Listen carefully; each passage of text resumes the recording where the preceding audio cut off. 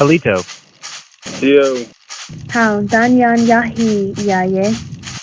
Histe. We don't bete. Ocio. Heste. Hey, when me all win. See you. Nagad, thanks for joining us for this episode of Native Narrative. This is Sam Phillips. I'm a senior at Northeastern State University and tribal citizen of Cherokee Nation.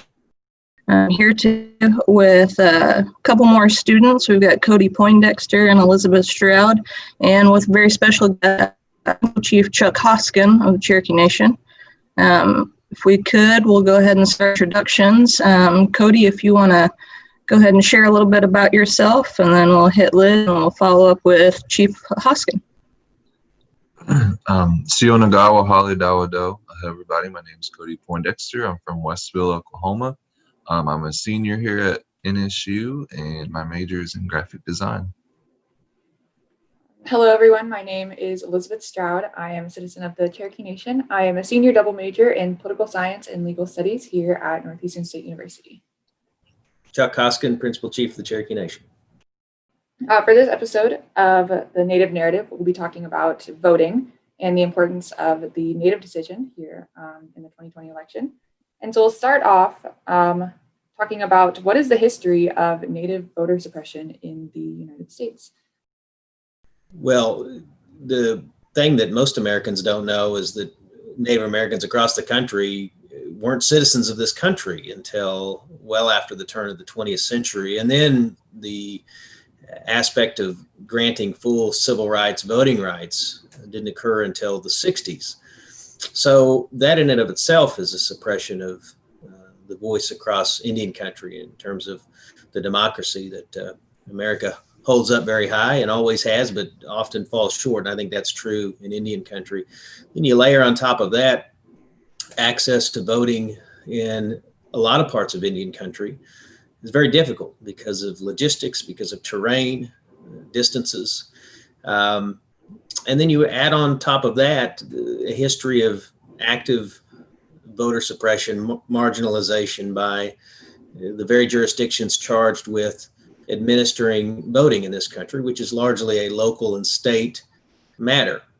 And some states it's better than others. I think in Oklahoma, it's relatively better, let's say in the past 30 years, than other parts of the country for Indian country. It doesn't mean that there can't be improvements, but it does mean that those of us who live in an area where you have relatively easy access to the ballot box, that we shouldn't be concerned particularly about what's going on in the rest of Indian country, where the issues are, I think, more concerning.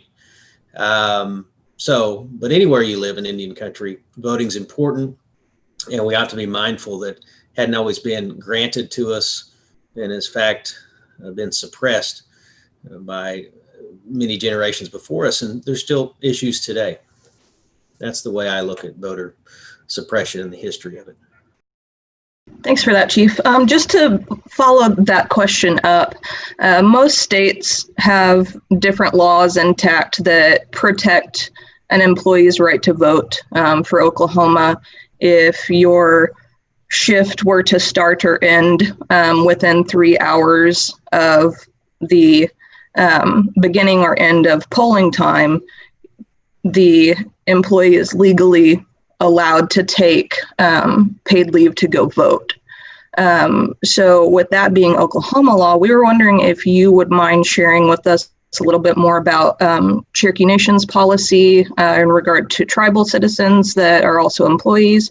And then kind of to add to that, not just the policy, but any other efforts that the tribe is making to actively support and encourage that accessibility and getting to the polls.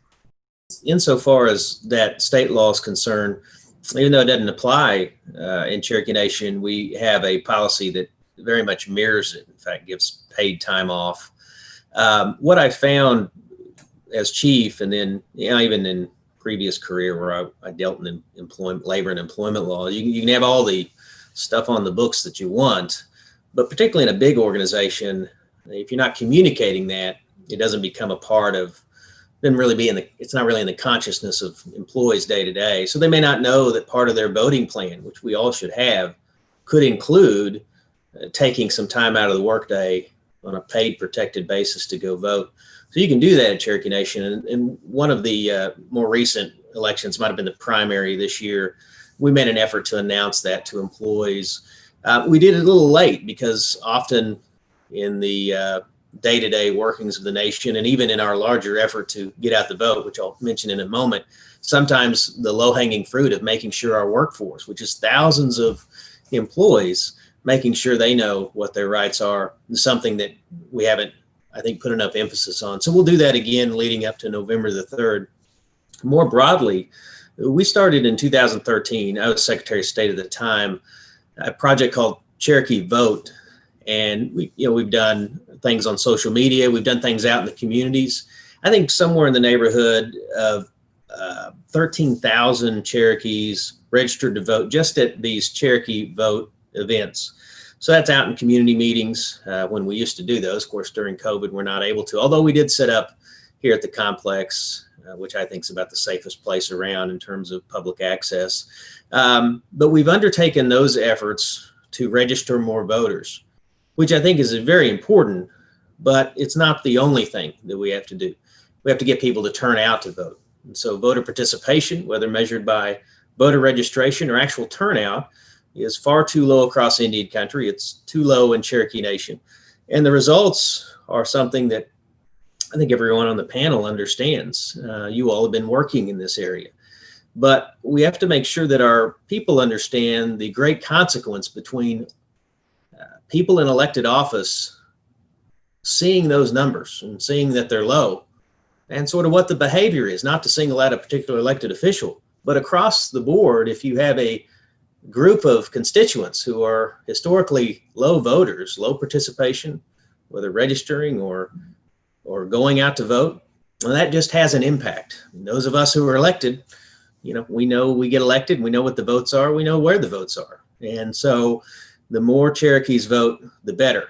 So first part's voter participation. We've worked on Cherokee Vote. Second part is the turnout part.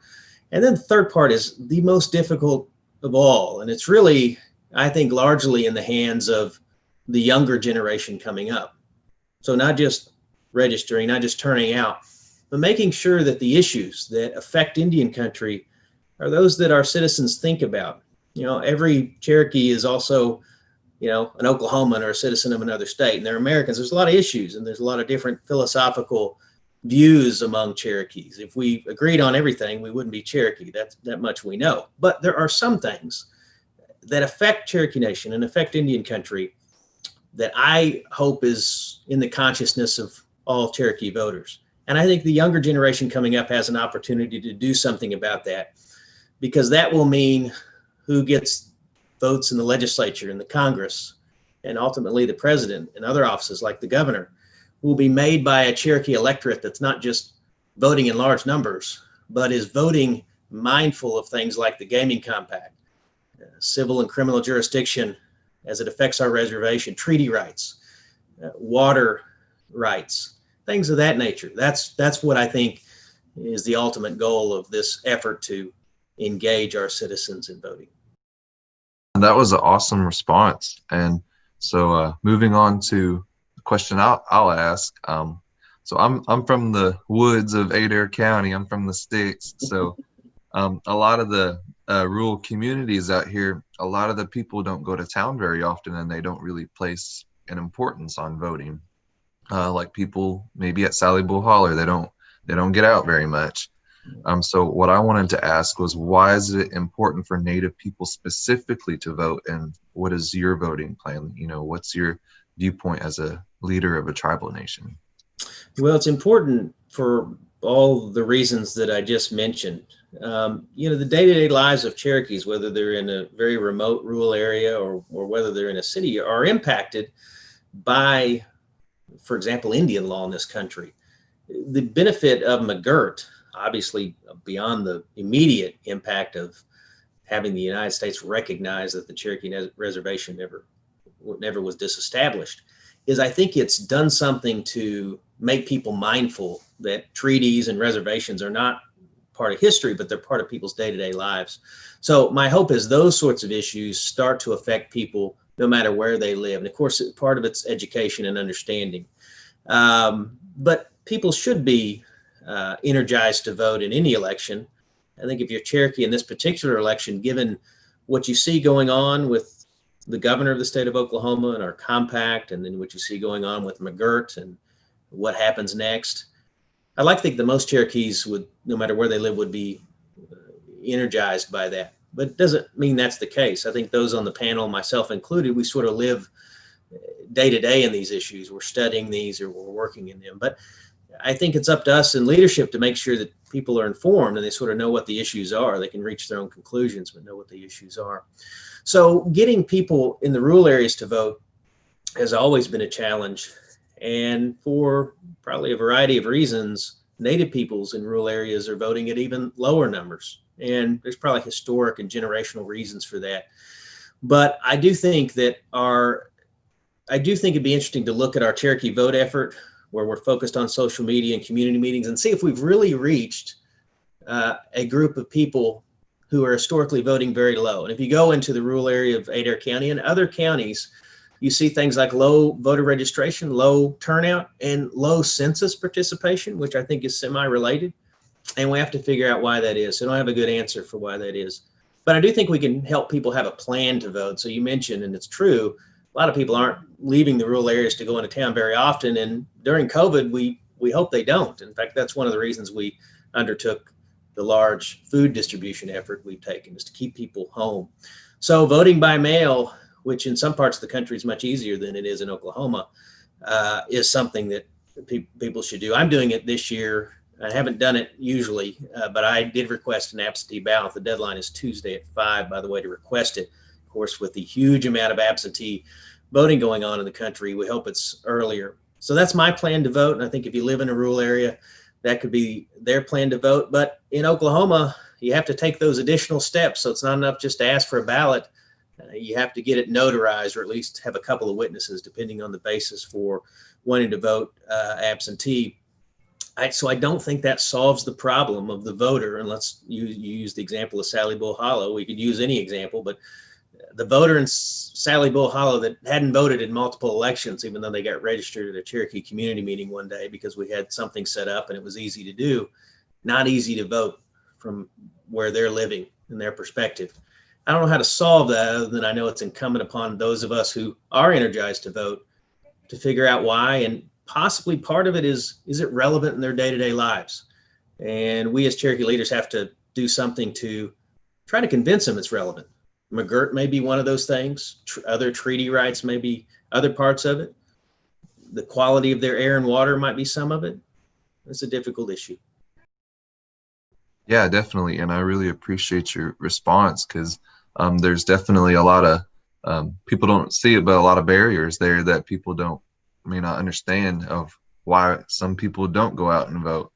But what I wanted to talk about next was the voting process. And obviously all of us here already know how it works, how to get registered, how to do those things. But for people who are new voters, like high schoolers or people who are just now getting into the voting scene, I wanted to make a statement first to just give a little background of education to people who want to go vote. When you do go vote, you are allowed to have notes and you can have your phone out. No one can tell you that you can't have your phone out, and all of those things are smaller forms of voter suppression. I just wanted to know from your standpoint, what you like any pro tips for first-time voters. How do they get registered, where to go, the basic do's and don'ts, those kind of things? Well, if you're Native American, I'd encourage you to go to nativevote.org, which is a project of the National Congress of American Indians, which undertakes just really a perennial effort to get people registered. There's some good resources there. Closer to home, the Oklahoma State Election Board website is better now than I've seen it in years. You can go to their Oklahoma voter portal and you can figure out if you're registered, and if you are, where you're registered. You can even request an absentee ballot online, which that's how I requested it the other day. But for first-time voters, for me, when I was the moment I was old enough to vote, it was a trip down to the courthouse to fill out the paperwork. You can still do that. Go down to your county courthouse or to the election board in your county seat or your community. But you can do those things more online now. So I would encourage people to do that. Get familiar with absentee voting. I hope there's a time when some of these barriers that I think exist to absentee voting are diminished.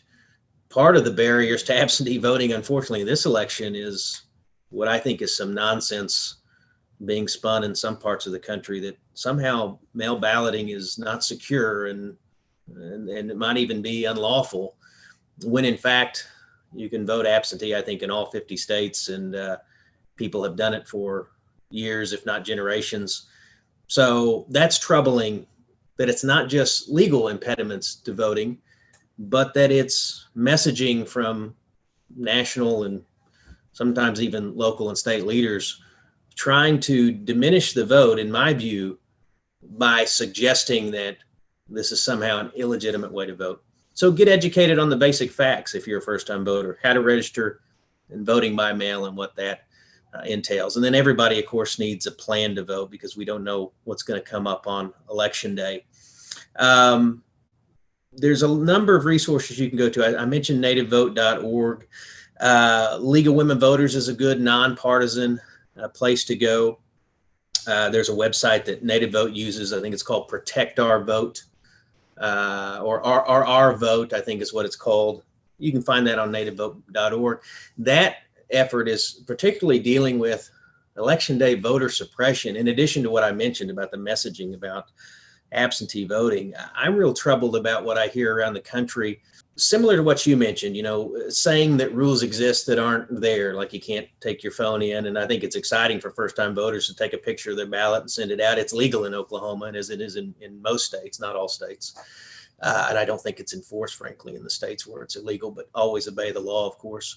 But the other thing is, partisan efforts to put a box out and say it's a voter collection box. Those are a little troubling, where they're not official places. I don't know that that's going on around here. It's going on in some parts of the country. These folks that go to polling places to watch voters, when that's one of the oldest ways to suppress the votes of marginalized communities in this country. I mean, ask people in African-American communities that have seen it since the 60s. Ask people in some parts of Indian country. Those efforts are designed to make people feel uncomfortable voting. And people shouldn't feel uncomfortable voting in this country, particularly when there's so much at stake and people are motivated to at least go to the polls. They ought to be able to do it on an unfettered basis. All right, awesome, thank you. Switching gears a little bit, in Oklahoma, we are a state, we can have ballot initiatives. And so I want to go over the state questions, talking kind of about that. So state questions are not easy to read. In most cases, that is very intentional, trying to confuse a voter in how am I actually voting, lots of uses of double negatives and other things that can make it not very clear. And so this year we have two state questions in place, state question 805 and 814. And so since the tribe was very involved and put a lot of energy into pushing and supporting the expansion of Medicaid during the primary cycle, would you mind kind of walking us through state question 814? Sure. The very basics of state question 814 is to flip the percentage of something called TSET, I'll tell you what that is in a second, that is in the hands of the legislature to use versus what's in the hands of, I believe, the Oklahoma Healthcare Authority, which gives direct grants.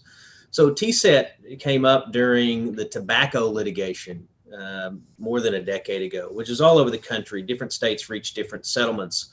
The Attorney General at the time was Drew Edmondson, and he was the architect of how you take this enormous amount of money, I think in the order of billions of dollars, and preserve that to improve the healthcare of Oklahomans. Now, mindful that the tobacco litigation was about an industry that actively undermined and harmed the healthcare of Oklahomans, and it was just completely demonstrable that they did it. And we don't have to go too far down that trail, but suffice it to say, plenty of evidence that the tobacco industry over decades knew that it was suppressing information, giving misinformation, and selling a product that was harmful and actively deceiving the public in the process.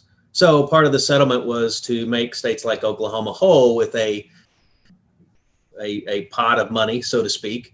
Well, what would happen with that money? Well, I'm glad, and this is what I think is important for voters on this question, about how much of that should go to the legislature. Now, this isn't a partisan statement because this is the whole legislature I'm talking about. But if you look at the last decade and you look at the Oklahoma legislature has decreased tax rates on a whole lot of different things, which, if you get the tax break, feels good in the moment. And this is not a philosophical debate about taxes, but suffice it to say, the legislature really eroded the revenue base of the state under the theory that it would create some economic activity. I don't agree with that. Some people do, but that's what they did. And had the legislature had the lion's share of these TSET funds, I wonder what would have happened over the last decade.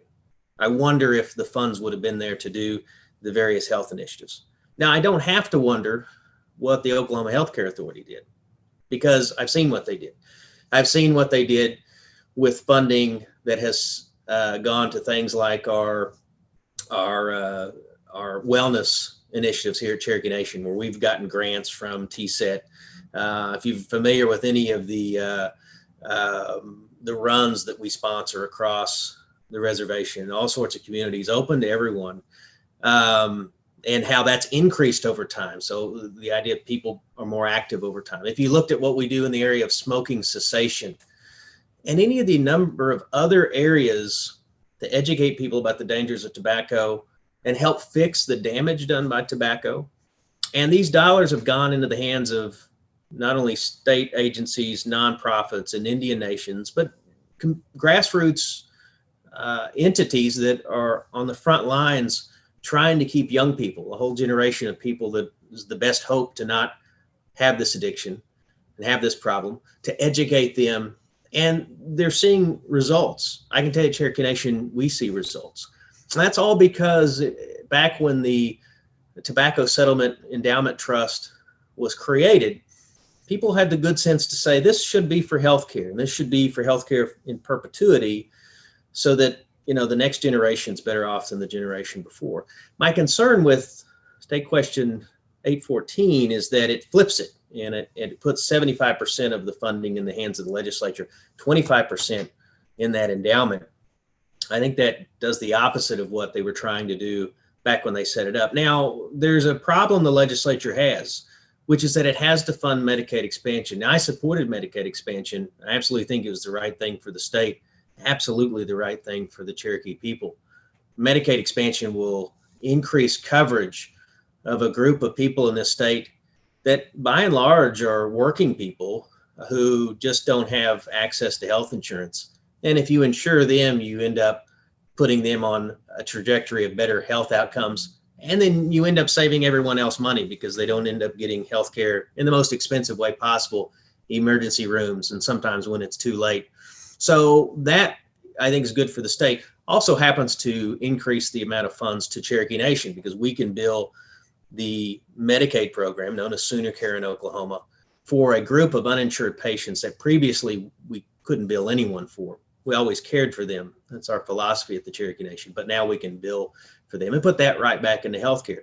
But the legislature's problem is, how do they pay for it? And one way to pay for it is to take that tobacco endowment, put it in the hands of the legislature. The legislature then pays for Medicaid. Well, what's the problem with that? Well, the problem is that I think all those health initiatives that have benefited people, particularly young people, particularly this generation coming up that's got the best hope to not fall victim to tobacco, I think it takes that, and I think it cuts the legs out from under it, because I don't think the legislature is going to otherwise fund it through some other stream.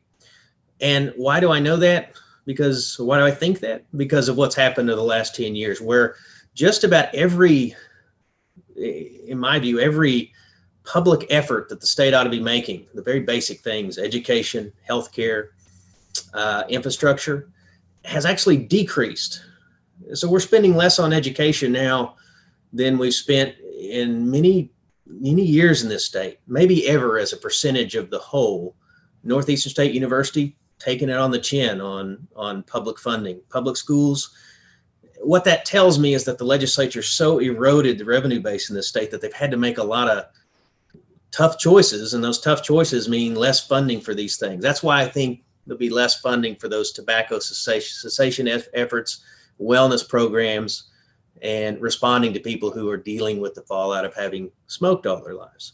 So the legislature ought to do the more difficult thing than to take the TSET funds. It ought to find the will to restore some of those tax cuts so that we pay for Medicaid. The state will still be money ahead. The state will still be money ahead. Even the most conservative studies show that Medicaid expansion actually nets the state money after it pays for it. So the legislature ought to do the tough thing. So I think a vote for 814 lets the legislature off the hook, puts the programs that have helped people at risk without another way to pay for it. So we need to find another way to pay for Medicaid. That's my view on it. Thank you very much for kind of going more in depth with that, Chief. It's definitely not written in plain language, and I think that's intentional. So we really appreciate you really breaking that down and giving a viewpoint that a lot of people wouldn't really have on it, especially from the medical background. Now, kind of going along those same lines of things on the ballot that people may not understand or aren't familiar with, a large portion of the Oklahoma state ballot this year is judge retention for both Supreme Court, the Oklahoma Criminal and Civil Appeals. So our highest level of courts in the state of Oklahoma. And for the most part, unless you're involved in the legal community, judges are not something that people are familiar with at all. They're not really political entities, so people don't hear about them. They don't really gain notoriety unless in their career they, shot up in stardom because of a specific fight. A great example of that is the late Ruth Bader Ginsburg fought for equality of several aspects. But what people don't know is that even though a judge may support a lot of the things that you hold near and dear to you, for Natives and for Indian country, there's more to look at than just what we look at as maybe civil rights. So I know for me, that's one that was really bittersweet about her, is with all of the good that she did. She wasn't necessarily a friend to Indian country. So that's one that we were hoping that maybe you could help discuss with us of when you're looking at the retention of judges in the court from a Native view. What are some of the things that you look for? How would you maybe go about finding that? I know for me personally, I look at who appointed the judge to begin with. I, being someone who's studying Native law, I actually look at decisions they've made in previous cases that would affect the Native community and different tribes. And I also look at maybe people that I don't align with politically and whether or not they support them, because odds are if they don't support them, I probably would, so those are kind of my strategies, but we were wondering if you could share some of yours. Yeah, those are all strategies that I share, and judicial retention in Oklahoma is very difficult for any voter, myself included. And I like to think I'm reasonably engaged on these cases. Justice Ginsburg is an example of somebody that if you're looking at it from the prism of rights in Indian country, you would see a bit of a mixed bag, although thank goodness she was there on McGirt. A lot of the interesting things happening just wouldn't be happening, which also makes me concerned about the next chapter for the Supreme Court. There's another nominee that doesn't have much of a track record either way on Indian country issues that I think as we speak here is poised to be confirmed just a couple weeks before the biggest election in maybe our lifetime. I don't know. That's not the question you asked, but that's been on my mind this morning. So insofar as Oklahoma judges are concerned, is an interesting thing in Oklahoma, and it's not the only state that does it. They're appointed. I'm talking the Court of Criminal Appeals, which is the highest criminal court, and the Oklahoma Supreme Court, which is the highest civil court in the state. They're appointed by governors, and then they're on a retention ballot periodically. Don't think in the history of this state there's ever been one not retained. And it probably, everybody says, well, I never hear these folks campaigning for anything. And to the extent they could campaign, there's a reason you don't, because they're never at risk. So here's what you could do. You could research the cases in depth. Difficult to do. You can go to websites and sort of look at what they're dealing with on the civil and criminal side. You could look a bit anecdotally at what the court's done lately. So let's take recent gaming compact cases. There's still cases before the Oklahoma Supreme Court, but just this summer, the Oklahoma Supreme Court issued a very strong and positive decision for tribes on the subject of the gaming compact in response to some of Governor Stitt's shenanigans on the compact. So thank goodness the Supreme Court was very, I think, level-headed and applied the facts to the law and reached, I think, the right conclusion. The specific conclusion there was in part that the governor couldn't unilaterally take certain actions he had taken, and that the legislature has a role in, because it set the law concerning compacts. So part of that's a separation of powers issue, but it impacted Indian country. The Court of Criminal Appeals will know more in about a year than we know now about its views of the reservation status of the tribes. Right now, the Creeks, of course, had the McGirt case to the Supreme Court. The other four tribes, including Cherokee Nation, we've all had district court cases which affirm the reservation. Those cases are going to go to the Court of Criminal Appeals, and they should, because we do want a high court in the state of Oklahoma ruling on those. I don't know any legal observer or anyone engaged in this in the state side or the tribe side that thinks the Oklahoma Court of Criminal Appeals is going to not recognize the reservations, because McGirt is so clear. But we'll know something more in a year. So what's the answer other than doing a lot of legal research? Well, it's everything you just said, but it's something else. And someone asked me this the other day about this very question. Now, I've not been shy about my views about Governor Stitt. I think there's been massive areas in which he has failed to lead the state, not just on the gaming compact, but let's say the gaming compact. Maybe the only question Cherokees need to know is, if you don't retain these judges, who appoints their successor? And his name is Governor Kevin Stitt. So if you want Governor Kevin Stitt to appoint the successor, then vote them out. I don't want him to appoint the successors. Not if they view the world, particularly as it relates to Cherokee Nation, the way he views it. Now, that's a very, biased personal opinion on my part, but it is based on the experience of the last year. So, not to give short shrift to judicial retention ballots, but I think what you laid out is how most people probably ought to look at it. Use your best judgment based on the cues you have. Who appointed them? What I just mentioned is who can appoint their successor, and then maybe some issues that you hear coming up in the news. And I like your point. Hey, if this person thinks they're good, boy, they must not be great. We all have that viewpoint. We all see people and say, I don't agree with them on a lot of things. So. All right, so I think that is all the questions that we have today.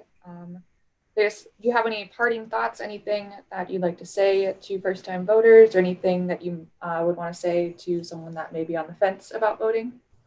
Well, to first-time voters, I thank you for being a first-time voter, and hope it's something you do your entire life. For people who are on the fence, I'm tempted to ask why in the world you'd be on the fence, but there are people that maybe are on the fence. And I think more seriously, people that are on the fence are probably people, and we need to think about this sometime, that feel like the country's left them behind, that the political leaders in place, whether it's me or whether it's the state or the federal government, just don't do anything that's relevant to their day-to-day lives. And what difference would it make? And so that's what I think so great about what you're doing at NSU is you're trying to do something that's bigger than yourself. You all would vote, whether you're on this panel or involved in this effort anyway. You would vote, you'd make a plan.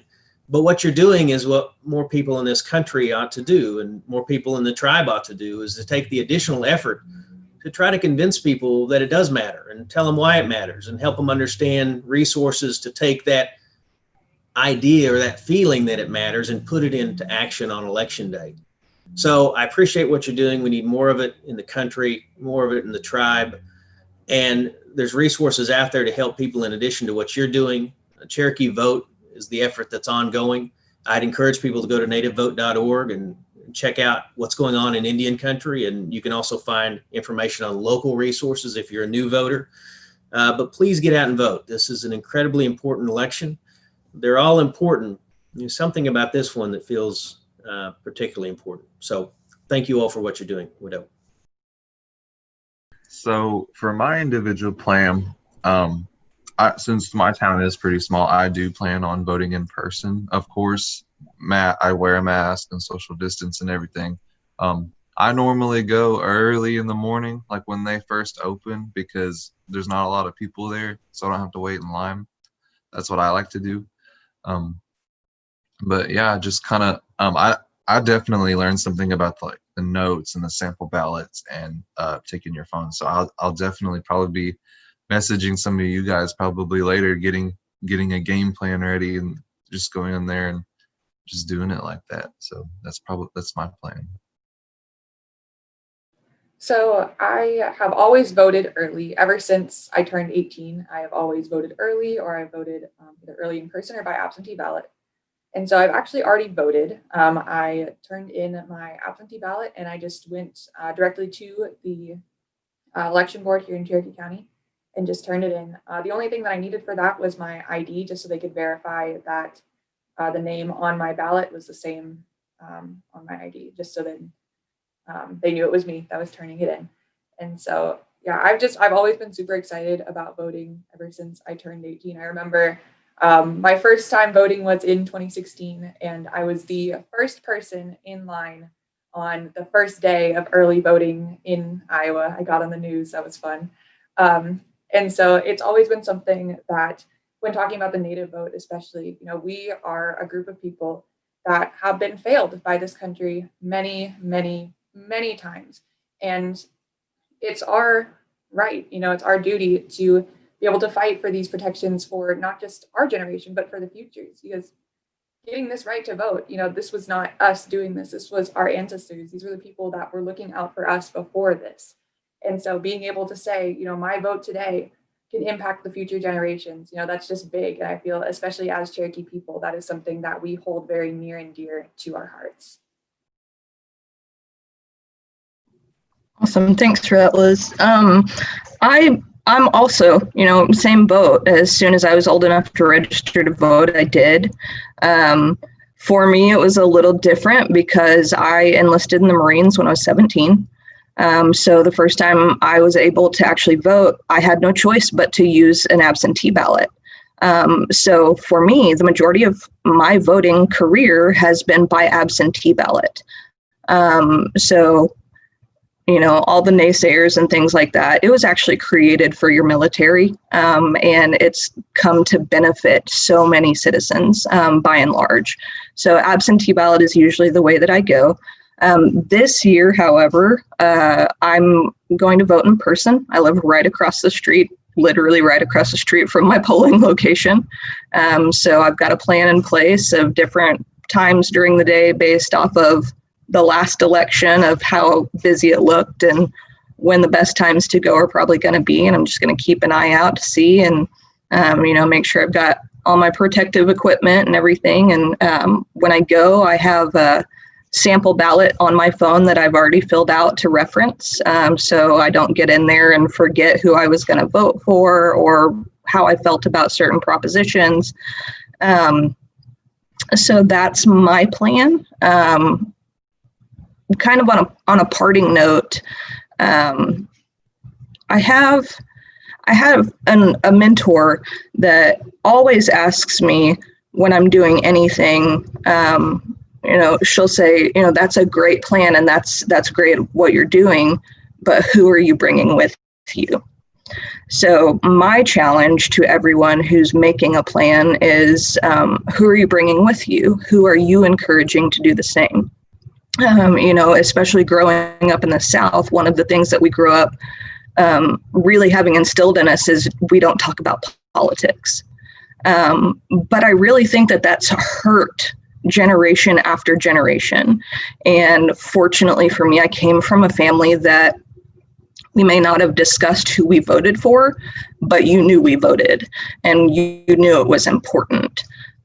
So, my parting thoughts of just make a plan, and not only make a plan, but make a plan to bring someone with you. If that's physically bringing someone with you, awesome. If it's just making sure they have all the resources they need to make an informed decision, awesome. There are a lot of great resources that we've discussed, the Oklahoma Voter Portal, nativevote.org, even ACLU.org has a list of all of your rights as a voter. So please take the time to read over those. If you think you may be experiencing some type of voter intimidation or voter suppression, anything like that, you can call 1-866-OUR-VOTE. It's a nonpartisan election protection hotline. You can even report it anonymously if you're in fear for yourself. But please do the work, know your rights, and bring someone with you. Those are excellent plans. That's wonderful. One other, I already closed, but I'll close again, which is there's about 370,000 Native Americans in Oklahoma. The last governor's race was decided by less than 150,000 votes. Our numbers, organized and rallying around candidates and issues, can change the outcome of legislative races, of congressional races, the governor's race. But it's about doing what you all are doing, which is encouraging people to vote. It starts there, and then we can build on that. But I, again, thank each and every one of you for the efforts you're making in this election. Wanishi. Mado. Yakoki. Mado. Yakoki. Wado. Weeblaw. Arhihet. Mado. Pilamaya. Wado.